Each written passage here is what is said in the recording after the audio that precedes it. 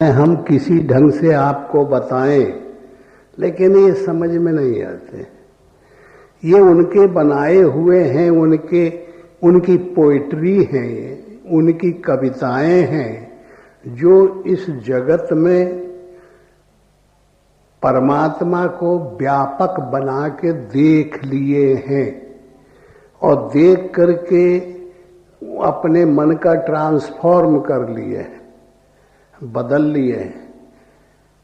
मन एव मनुष्यानाम कारण बंध मोक्षयो, मन ही मनुष्यों का बंध और मोक्ष, परमात्मा को पाने का और संसार के पदार्थों को पाने का, ये दोनों का इलाज मन है। मन चाहे तो माया को प्राप्त कर सकता है, मन चाहे तो भगवान को पा सकता है। मन ही सब कुछ है। ये मन बीच की कड़ी है।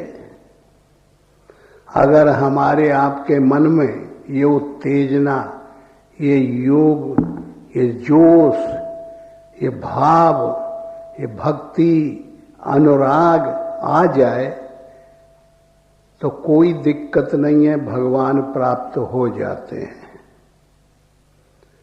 और अगर नहीं आता तो फिर मन के पास जो है वही तो रहेगा, जो माता पिता से मिला है। मैं और तोर तोर तय माया, जेहि बस कीने जीव निकाया।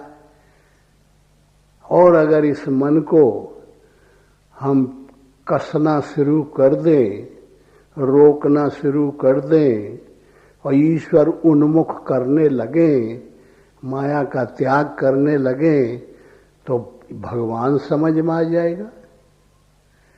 पहले यह मन सरप था, करता जीवन घात, अब तो मन हंसा हुआ, मोती चुन चुन खात। पहले जब भगवान को हमें नहीं पता था कि शांति और सुख ईश्वर के पास है, हमारे पास नहीं है, मकान के पास नहीं है, धन के पास नहीं है शांति और सुख, ऐसाराम के पास नहीं है, विषय भावना के पास यह चीज नहीं है, ये पहले नहीं मालूम था। आदमी लपट पड़ता है कि हम कमाए, पैसा आ जाएगा तो सुख ले लेंगे, पैसा मिल जाएगा तो आनंद आ जाएगा, पैसा अगर हमारे पास ज्यादा हो जाएगा तो सब प्रकार की शांति मिल जाएगी। हम लोग ऐसे भ्रम में पड़ जाते हैं और ये संसार ऐसा भुलावा है कि वास्तव में सब लोग हम यही में पड़े हुए कि क्यों नहीं होगा, पैसा से खरीद लेंगे, खाने की जरूरत हो तो पैसा ज्यादा होगा तो हम अच्छी से अच्छी चीज खाएंगे, पहनने की जरूरत होगी शांति के लिए तो पहनने वाले पदार्थ, कपड़े, हर चीज पैसा होगा तो खरीद लेंगे। अगर मकान में रहने के और कुछ अच्छे तरीके से मकान होते होंगे तो पैसा होगा तो खरीद लेंगे। यही मतलब रहता है ना आदमी का। तो इसलिए हम लोग पैसे के पीछे पड़ जाते हैं। पैसा कमाओ, पैसा कमाओ, कंपटीशन में आ जाते हैं, जद्दोजहद में आ जाते हैं और उसकी इतना रैपिड प्रमोशन हम चाहते हैं, इतना जल्दी से उन्नति चाहते हैं कि उसके आवेश में हम झूठ, बेईमानी, बुराई और लवरई, झूठ, चोरी, चपाटी सब करना शुरू कर देते हैं। तो हम यहाँ बंधन के कारण बन जाते हैं, क्योंकि पैसा तो असत्य है, ये पदार्थ तो असत्य हैं, ये शरीर तो हमारा असत्य है, ये तो एक रोज काल के गाल में जाएगा, ये पदार्थ ऐसे कैसे रह जाएंगे। हमारे पुरखा आए, हमारे ऋषि मुनि आए, भगवान आए, किसी के साथ कोई मकान, कोई धन, कोई संपत्ति, कोई पदार्थ, कोई जायदाद गया। ये यहीं के यहीं रह जाता है, ये वहाँ जाने का अधिकारी नहीं है। वहाँ जाने का अधिकारी है बहुत माइलिकुल बारीक चीज, जैसा परमात्मा है सबके अंदर है और सबसे अलग रहता है। गो गोचर जहां लग मन जाई, सो सब माया जाने ओ भाई। जहां हमारे सुनने में आता है, देखने में आता है, समझने में आता है, ब्रेन से, शरीर से पकड़ने धरने में आता है, ये तो सब माया है। माया कहते हैं कुछ नहीं। माया शब्द की परिभाषा ही है कि कुछ नहीं है, ही नहीं।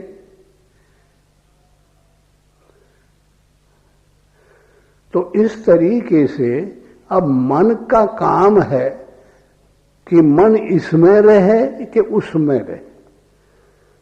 दो चीज है, पहले ये इसमें रहता है दुनिया में, और जो दुनिया में हम सब लोग, कोई आदमी को आप समझ लीजिए अरबपति खरबपति, उससे भी कोई शायद और बड़ी डिग्री हो, उससे भी पूछा जाए और चला जाए सतुआ पिसान बांध के, खोजा जाए कि भाई कोई और बड़ा आरामदेह आदमी हो, प्रधानमंत्री और वहू का बाप कोई बड़ा हो, कि भाई तुम लोग ठीक हो, तुम्हें शांति सुख मिल गया, तो जो हालत आज सबकी है अंतःकरण में, वही हालत उनकी भी होगी। वो बेचैन है, किसी को चैन नहीं है, और जिसको चैन नहीं है वो चैन के लिए परेशान है, चिल्ला रहा है। हम चिल्ला रहे हैं, आप चिल्ला रहे हैं, वो चिल्ला रहा है, वो चिल्ला रहा है कि हमको वो सही सुख कहाँ मिले। जैसे कि एक हम उदाहरण पेश करते हैं, आप समझें। एक थे बहुत बड़े राजा, किसी काल की घटना है। राजाओं का नियम यह होता था कि तमाम राजाएं होते थे, 100 200 10 50 100 गांव के राजा बन गए। बड़े बड़ी स्टेटें होती थी, छोटी छोटी स्टेटें होती थी। तो एक राजा ने दूसरे राजा पर चढ़ाई कर दी। उन लोगों का काम यही था कि अपनी स्टेट बढ़ाओ, अपना धन बढ़ाओ। जो आज सबका काम है वही पहले भी था, आज भी इनडायरेक्ट सब बढ़ाने में लगे हैं, कंपटीशन में लगे हुए हैं, पहले भी ऐसे ही लगे रहते थे। तो एक राजा ने दूसरे राजा पर चढ़ाई कर दी, दोनों का युद्ध हुआ भयावह। दोनों एक की पलटन मारी गई और वो हार गया, राजा भी मारा गया। तो जो चढ़ाई किया था वो जीत गया। जीत गया तो जीतने वाले का नियम यह होता है कि वो के गढ़, वो का किला, वो के महल, उसकी जो स्टेट है, उसकी महत्वपूर्ण जगह, वहाँ अपना कब्जा कर लेता है। और कब्जा कर लिया और वहाँ अपना शासन लागू कर देता है, उसके शासन को ख़त्म कर देता है, ऐलान कर देता है कि हमारा शासन यहाँ है। अब जब जम जाता है, कोई उपद्रव उसका नहीं लेता, कुछ सामना नहीं करता, 2-4 महीना हो जाते हैं, तो नियम यह था कि फिर वो घोषणा करता था कि भाई कोई उनके परिवार में, राजा के परिवार में जिंदा है, कोई ऐसा योग्य आदमी इस स्टेट में है कि जो इस राजकाज को देख सके, हमारे अधीनता को स्वीकार कर ले और हम अपने देश को चले जाएंगे और हमारी अधीनता स्वीकार कर ले, स्वतंत्र राज को चलावे और हमारे आदेश के अंदर रहना पड़ेगा, तो हम उसको सौंप सकते हैं। तो जब उसने पता लगाना शुरू किया वहाँ के सभ्य लोगों से, बुद्धिजीवियों से, राजनैतिक स्तर वालों से, सब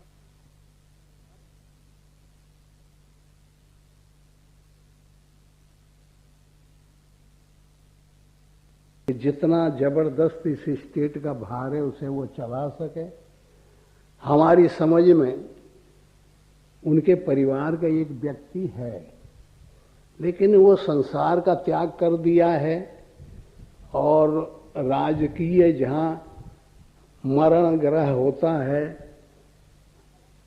जहां पर दफनाए जाते हैं, वहां छतरी वगैरह बना दी जाती हैं, अच्छे महल जैसे बनाए दिए जाते हैं, तो वहीं पर वो एक ठे मरघटा में रहता है और बहुत बुद्धिमान आदमी है, योग्य है। आप अगर चाहें तो वो आपका अनुयायी, अधिकारी, आपके कहने के अनुसार पात्र हो सकता है। अब ये आप जाने, उससे बात कर लीजिए। तो राजा बड़ा प्रसन्न हुआ, कहा, बोले ठीक है, अच्छा भाई तू लोगों ने बताया, हम उससे बात करेंगे। तो सिपाही और लोगों को भेजा उनके पास कि भाई बुलाओ, हमसे बात करें।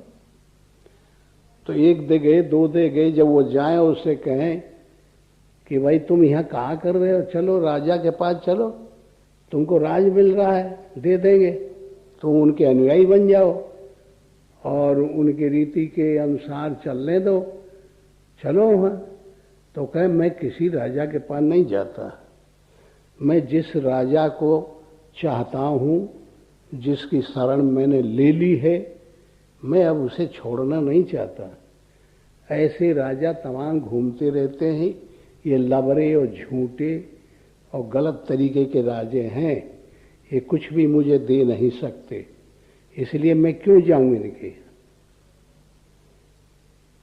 तो जब ऐसी रिपोर्ट उनकी तरफ से राजा के यहाँ पहुंची तो उसने, राजा ने कहा कि अच्छा ऐसा आदमी है, और इनको जीत का बहुत बड़ा ईगो था, अहंकार था कि बताइए, हम तो उसको सब कुछ देने को तैयार हैं, और वो कहता है कि सब वैसे ही है, कुछ नहीं दे सकते, और जिसके पास मुझे पाना है मैं पा रहा हूं। तो खुद राजा गए और कहे, बोले अरे भाई, यहाँ ये मुर्दाओं से तुम क्या मांग रहे हो, ये तुम्हें क्या दे देंगे, आओ हमारे पास आओ और हम जो तुम चाहोगे वो चीज देंगे। तो खड़ा होकर के नहीं कहा, बोले वाह, मैं ये ऐसा ही दानी खोजता था भाई, धन्य भाग है, बड़े भाग्य मेरे थे कि तुम इतने बड़े दानी मिल गए, बहुत बढ़िया। कहे मैं जो चाहता हूं आप दे देंगे, बोले हाँ मैं दे दूंगा। और उसके दिमाग में तो एक ही चीज थी कि राज से बड़ा कोई चीज होता है, ये हम देने को तैयार हैं। तो उसने कहा कि हम दे देंगे। बोले मुझे विश्वास नहीं होता कि तुम, मैं जो चाहूंगा वो तुम दे दो, आप त्रिभिक्षा लीजिए, 3 दे बोलो कि मैं दे दूंगा दे दूंगा दे दूंगा। त्रिभिक्षा भी ले लिया और उसने कहा कि मैं वो सुख चाहता हूं, कान लगा के सुनो, जिसके पीछे दुख न हो। मैं वो जीवन चाहता हूं जिसके पीछे मृत्यु न हो। मैं हंसना चाहता हूं लेकिन जिसके पीछे रोना न हो। मैं वो खुशी चाहता हूं कि जिसके पीछे रंज न हो। ये 4 चीज मुझे दे दो। तो वो ऊपर नीचे को निहार के वो खड़ा हो गया कि भाई ये में तो मेरे पास कोई चीज नहीं है, मैं कहां से दे दूं तुझे। मैंने तो सोचा था कि राज है, राज को मैं तुम्हें दे दूंगा। तो कह बैठो, ये राज कुछ नहीं कर सकता।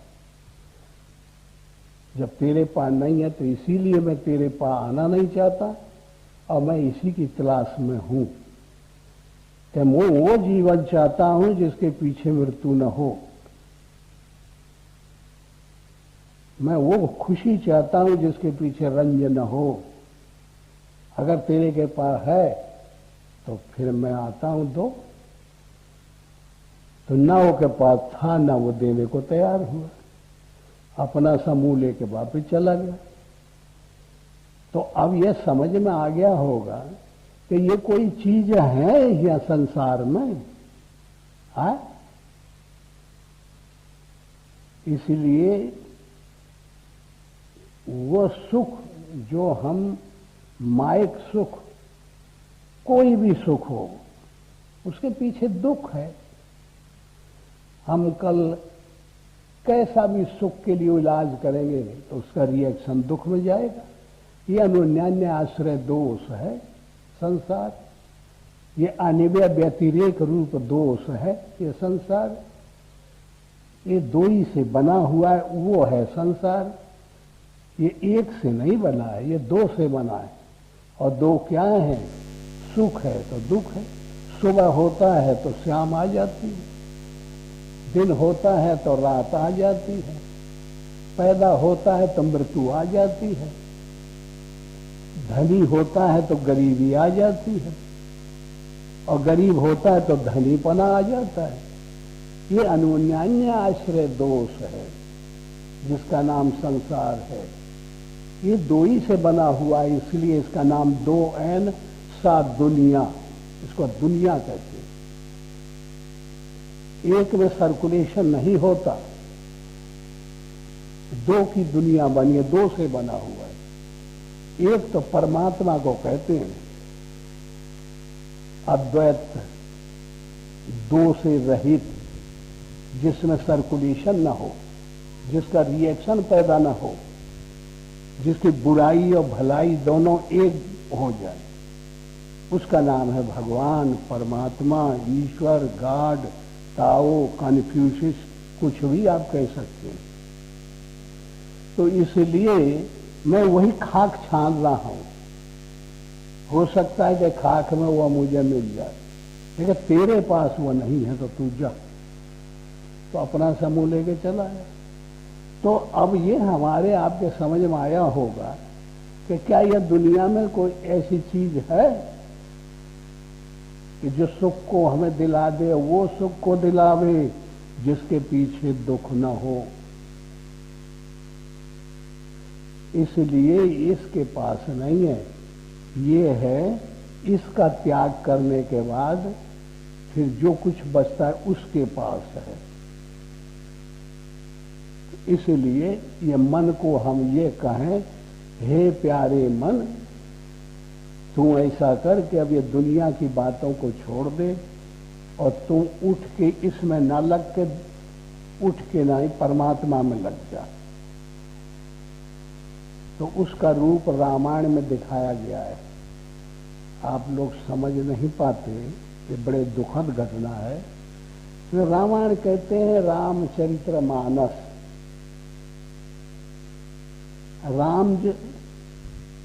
राम की एपोस्टी एस लगता है, राम की चरित्र मानसी, इसलिए रामचरित्र मानस। इसलिए उसका नाम क्या है? रामचरित्र मानस। राम के चरित्र मन से हुए, मन के अंदर हुए।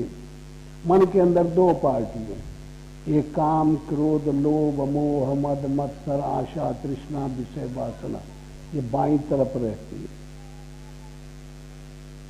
दुर्गुण, अविद्या जनित जितने अविद्या के संस्कार हैं, संसार उन्मुख, और एक है इनसे ठीक उल्टे, अपोजिट, ज्ञान, वैराग्य, शांति, संतोष, क्षमा, दया,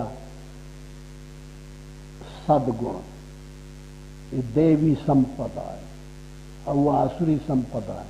ये हर एक के अंतःकरण में रहते हैं और इन दोनों का नेतृत्व मन करता है। मन अनुगत चेतन का प्रतिबिंब सुरेश का है, इंद्र का। इंद्रियों का मालिक मन है, मन में अनुगत चेतन का प्रतिबिंब इंद्र है। इंद्रियों में जो श्रेष्ठ, ये कहीं बाहर आकाश में देवी देवता नहीं है। आपने सुना होगा कि नारद जगह जगह पुराणों, शास्त्रों, महावाक्यों में आता है, तमाम घटनाएं आती हैं नारद के शरण में। और वो नारद है क्या? कहते हैं वो अजर अमर है, सतयुग में था, त्रेता में था, द्वापर में था। तो देखिए अब आप बुद्धि लगाइए, ना रद, ना कहते हैं नभ आकाश, रद कहते हैं धुनी को। पोल से शब्द निकलता है ना, पोल रही ना बीच में, ठोस में शब्द है, तो शब्द का नाम है नारद। ऐसे ये बनी सृष्टि बनी है, तो शब्द का कभी नाश नहीं होता। ये वेव जो चलते हैं, तरंगें, इनमें शब्द निहित है। कोई कभी शब्द निकला होगा वो आकाश में, आज भी वैज्ञानिक तरीके से सिद्ध किया जाता है कि इसका नाश नहीं होता। तो इसलिए नारद कहते हैं नभ को, नभ से आकाश शब्द निकलता है। इसी प्रकार ये स्थूल है एक शरीर, इसमें जो बोल रहा है ये सूक्ष्म शरीर है, ये मकान जैसा हो गया, इसमें वो बोलने वाला हो गया। उसके अंदर कारण शरीर है, 3 शरीर है इसके अंदर। कारण अनुगत चेतन का प्रतिबिंब विष्णु भगवान है, सूक्ष्म में चेतन का प्रतिबिंब ब्रह्मा जी का, और स्थूल में चेतन का प्रतिबिंब शंकर जी का। त्रिदेव बोले जाते हैं ना, ऐसे नहीं कि भगवान कैलाश पर रहते हैं शंकर जी, ये सुना है ना, तो लोग सुनते रहते हो, कहीं कहीं पुस्तकों में आता है। कैलाश पे तो वहाँ वो है, ग्लेशियर है, बर्फ ही बर्फ पड़ी है। अब बर्फ में कोई पेड़ होगा वहां, आदमी रह पाएगा? एक काया को कैलाश कहते हैं, ऐसा ऋषियों की भाषा है। काया को काशी कहा गया है, ये मन को मथुरा कहा गया है। ऐसे ये शरीर से और सूक्ष्म शरीर बन के तैयार होगा। पृथ्वी, जल, अग्नि, वायु, आकाश, ये शरीर बन गया। फिर उसकी तन्मात्राएं, पृथ्वी में जल, जल में अग्नि, अग्नि में 5 तत्व, पृथ्वी में 5 तत्व, और में तो 25 प्रकृतियां हो गई।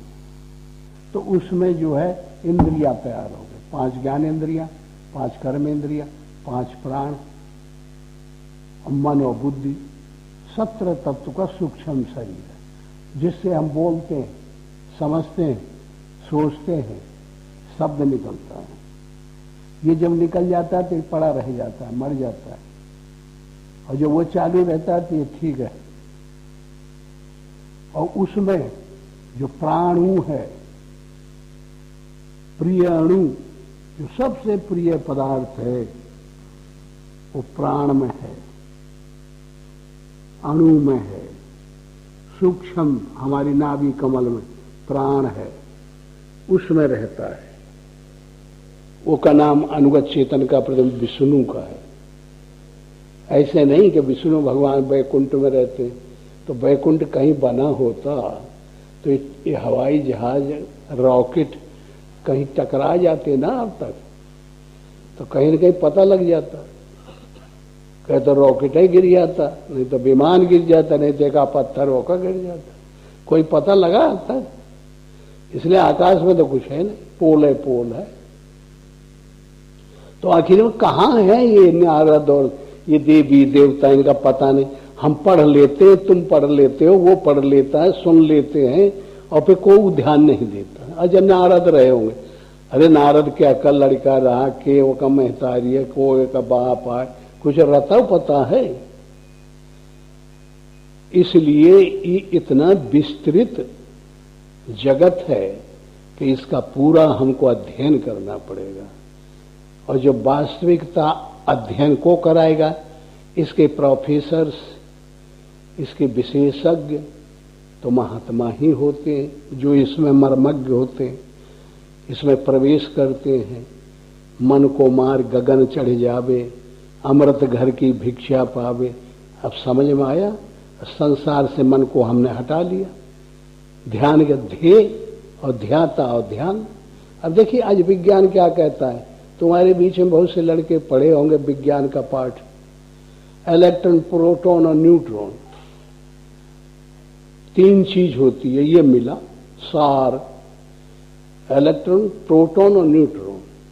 ये तीनों एक दूसरे के राउंड करते रहते हैं। नाभिक प्रोटॉन है, इलेक्ट्रॉन और न्यूट्रॉन उसके राउंड करते हैं, वो न्यूट्रॉन है।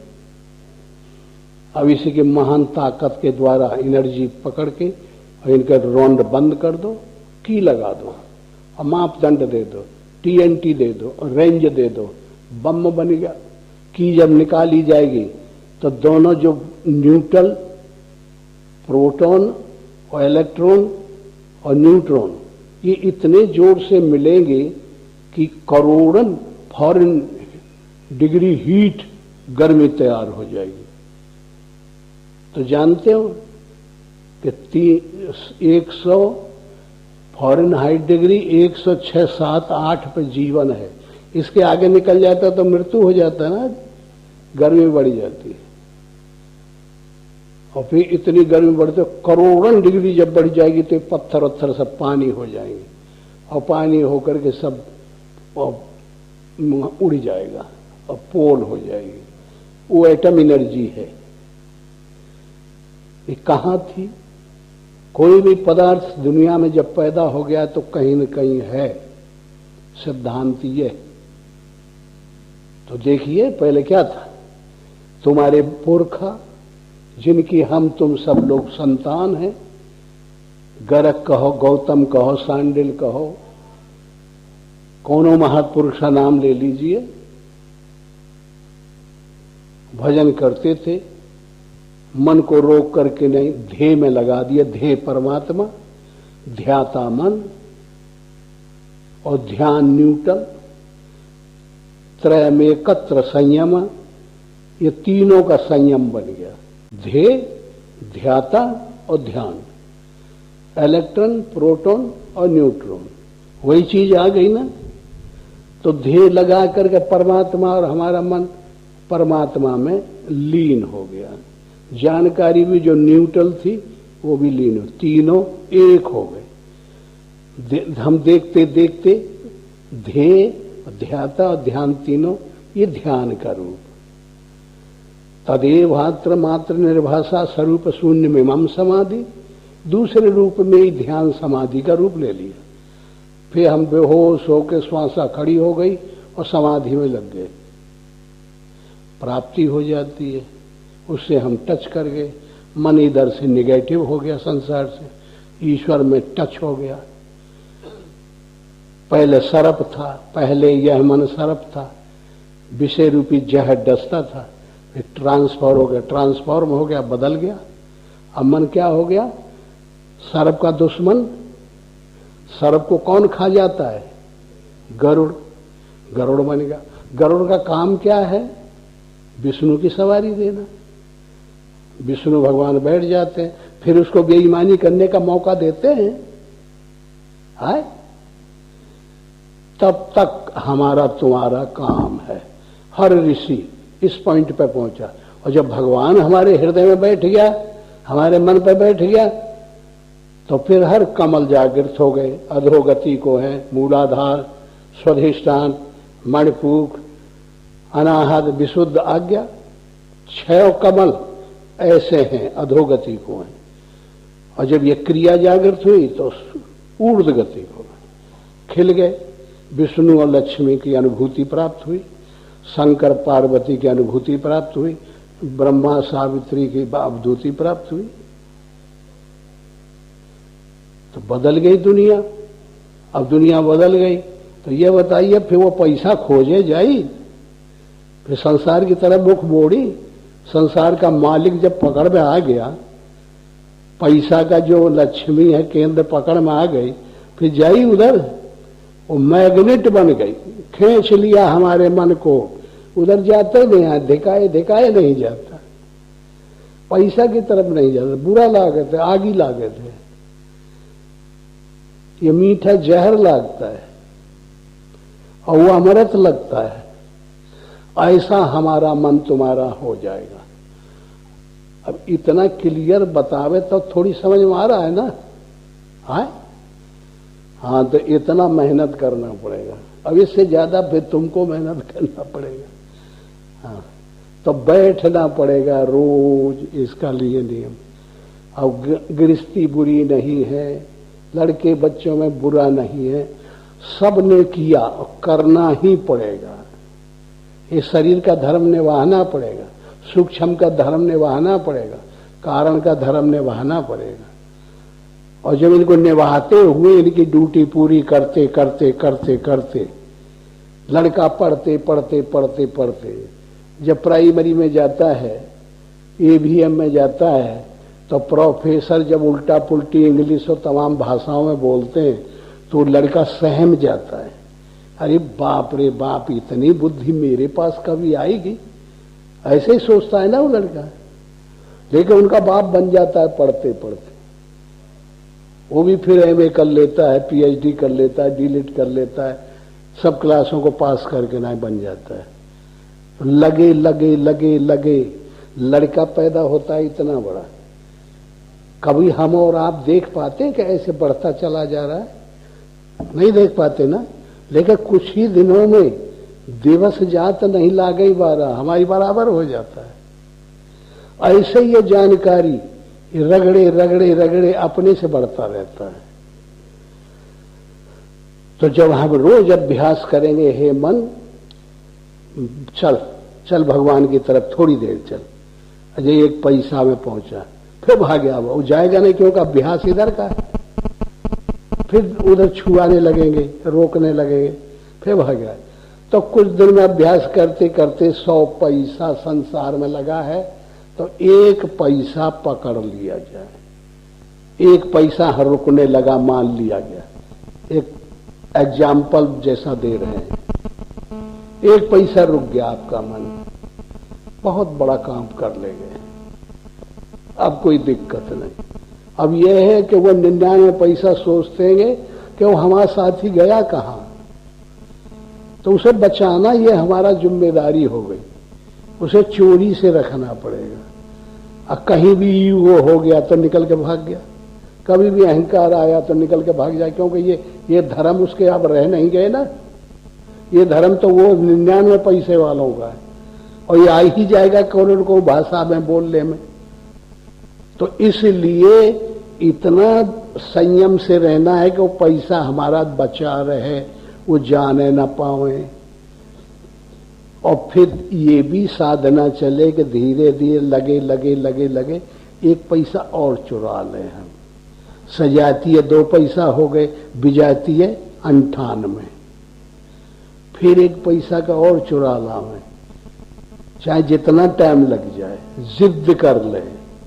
हाँ, बरौ समुन्नत रहो कुंवारी, और जन्म जन्म लग रगड़ हमारी।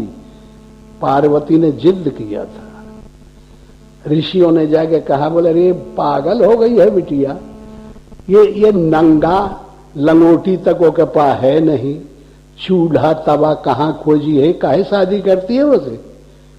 भभूतिया भूत ब्यार पालने वाला, ये क्या कर रही है? पागल हो गई है। तो क्या उत्तर देती है सप्तऋषियों को कि बरौ समुन्नत तो रहूं कुंवारी, जन्म जन्म लग, एक जन्म नहीं करोड़ों जन्म हो जाए लेकिन हम उसे छोड़ेंगे नहीं।